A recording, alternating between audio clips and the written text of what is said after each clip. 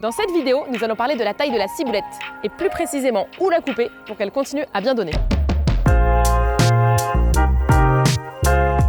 Je suis Marion, maraîchère depuis 10 ans et ma spécialité, ce sont les aromates et les fleurs comestibles.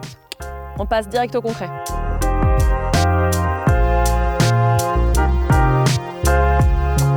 Donc la ciboulette, c'est comme plein d'aromates. Plus on la coupe et en fait, plus on la motive à donner. Donc faut pas hésiter, faut pas avoir peur, faut y aller. Il y a un seul truc à savoir, c'est que quand on la coupe, il faut couper tout en bas. On dit qu'on la rabat. Voilà, le verbe rabattre, vous saviez peut-être pas ce que ça voulait dire dans l'univers des plantes, ça veut dire couper en bas. En coupant tout en bas, vous allez motiver les bulbes à continuer à produire et à faire pousser plein de tiges. Je coupe à environ 1 cm du sol mes tiges et ça je le fais pour être bien certaine de ne pas couper de la terre et pas avoir à les laver ensuite derrière. Si vous coupez à mi-hauteur, en fait ce qui va se passer, c'est qu'il va y avoir des petites cicatrices dessus qui vont jaunir. Et ça, du coup, à la récolte suivante, vous aurez toujours des petits bouts de feuilles qui sont jaunes et secs et du coup, qui sont comestibles, mais qui ne sont pas hyper bons en bouche. Et c'est pas très beau non plus. En fait, il faut comprendre comment elle fonctionne, la ciboulette. Donc la ciboulette, c'est une plante bulbeuse, c'est une allium. Elle a un petit bulbe comme ça en dessous. On va les disséquer juste après, je vais vous montrer. Et de là, il y a plein de tiges qui sortent. Ce bulbe, au printemps, il commence à faire sortir des tiges qui font la photosynthèse et qui rechargent ce bulbe, qui ensuite, lui, se démultiplie. En hiver, la ciboulette, son feuillage meurt, mais le bulbe reste vivant. Tout l'hiver, elle ne va pas donner et au printemps, ça va ressortir. Donc à partir du moment où elles sont sorties, vous allez couper. C'est pas grave s'il n'y a pas de feuilles pour faire la photosynthèse parce que l'énergie, il est dans tous les cas contenu dans le bulbe. Et plus vous coupez et plus vous la stimulez à produire. Souvent la ciboulette, elle peut faire des feuilles un petit peu jaunes parce qu'elles ont manqué d'eau, voilà, parce qu'il s'est passé quelque chose. Ces feuilles, elles sont pas très belles. Moi, je les enlève pour des questions esthétiques, mais c'est tout à fait comestible. Vous pouvez les garder si vous voulez. Allô, allô, hello, it's me. I've been wanting for some minute, every day. À la fin du printemps, la ciboulette, elle fait des jolies petites fleurs. Ce sont des pompons violets. Eh bien, la bonne nouvelle, c'est que ces petites fleurs, elles sont comestibles. Et en plus, elles sont très belles et très bonnes. Elles ont un petit goût d'oignon, un petit goût de ciboulette. Quelle surprise! Et donc, faut pas hésiter à les récolter fraîches comme ça et à les mettre dans vos préparations, en omelette, dans vos crèmes fraîches, dans vos salades. C'est canon, ça épatera vos invités et c'est un délice. Moi, je les prends et je les sèche et en séchant, ça garde son goût. Donc, on a fabriqué un petit séchoir solaire. On les sèche au séchoir solaire.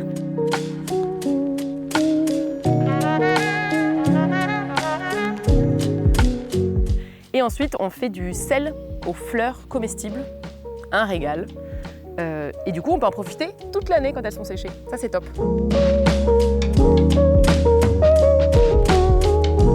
Ensuite, les fleurs que vous n'aurez pas récoltées, et bien qu'à cela ne tienne, vous les laissez monter en graines. Et vous pouvez ensuite récolter vos petites graines pour les ressemer l'année suivante. Vous pouvez aussi tout à fait laisser les fleurs monter en graines sur la plante. Elles vont tomber au sol toutes seules, se ressemer toutes seules. La team de la flemme, on est avec vous. Parce qu'en fait, la ciboulette, il y a 2 façons de la démultiplier. Soit vous récupérez les graines, vous les semez ou vous les laissez se ressemer toutes seules et l'année prochaine, vous repartez sur une nouvelle plante. Soit vous divisez les bulbes, donc vous l'enlevez de la terre, vous la séparez et ensuite vous la repositionnez en terre. Et en fait, comme ça, tous les petits bulbes ils vont se démultiplier et vous en aurez de plus en plus.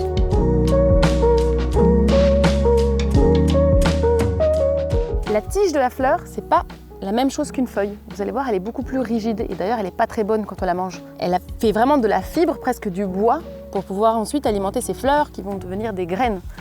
Donc je vous conseille de ne pas la manger. Vous pouvez couper la tige à la base, récolter juste la fleur, mais celle-là, il faut la mettre au compost. Dans notre serre, on ne fait pas pousser de la ciboulette cette année, on a mis de la ciboule de Chine. Mais c'est une plante de la famille des alliums, tout comme la ciboulette, donc elle se cultive d'exactement la même façon. La seule chose qui va changer, c'est que du coup, ces feuilles, au lieu d'être rondes, elles sont plates et qu'elle a plutôt un goût d'ail au lieu d'avoir un goût d'oignon comme la ciboulette. L'avantage d'avoir des plantes qui poussent dans l'eau, c'est qu'on a accès aux racines. Donc on va pouvoir aller s'amuser à la disséquer pour que je vous montre les petits bulbes. Si vous vous demandez ce que c'est que ce mode de culture des plantes qui poussent dans l'eau, de l'hydroponie, je vous mets un lien pour que vous alliez découvrir ce mode de culture.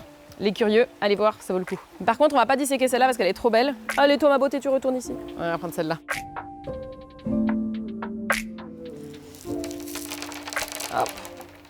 Des petites billes d'argile partout. Et ça, c'est ce qu'il y a sous la terre.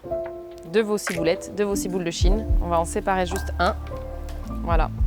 Et là, si on nettoie un petit peu, on voit vraiment le bulbe qui est la réserve d'énergie. Et dans la famille des alliums, bon bah l'oignon, c'est le même principe. Et c'est le bulbe qu'on mange chez l'oignon. Là, il est comestible, mais en l'occurrence, comme les tiges sont délicieuses, on mange les tiges. C'est toujours mieux de la manger fraîche, la ciboulette. Mais si vous en avez coupé un peu trop, vous pouvez toujours la conserver. Alors pour la plupart des aromates, moi ce que je conseille, c'est de les mettre dans un verre d'eau. C'est comme ça qu'elle se conserve le mieux, le basilic, la menthe. Et si vous changez l'eau régulièrement, vous aurez même des racines qui vont apparaître.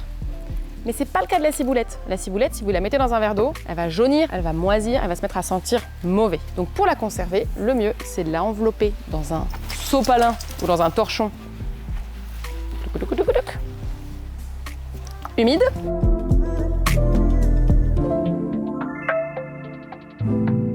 Et ce petit rouleau, vous le gardez dans le bac à légumes de votre réfrigérateur. Et si vraiment vous voulez en conserver pendant très longtemps, bah vous le ciselez et vous le mettez au congélateur, tout simplement. Si vous vous demandez comment tailler votre menthe ou votre basilic, j'ai aussi des tutos à ce sujet. Je vous mets les liens dans la description et n'hésitez pas à vous abonner à la chaîne YouTube pour arrêter de maltraiter vos plantes aromatiques.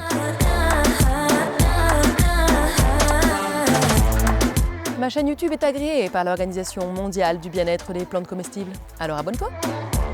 Si vous connaissez des gens qui taillent leurs aromates n'importe comment, envoyez-leur le lien de cette vidéo. Tous ensemble, sauvons les fines herbes!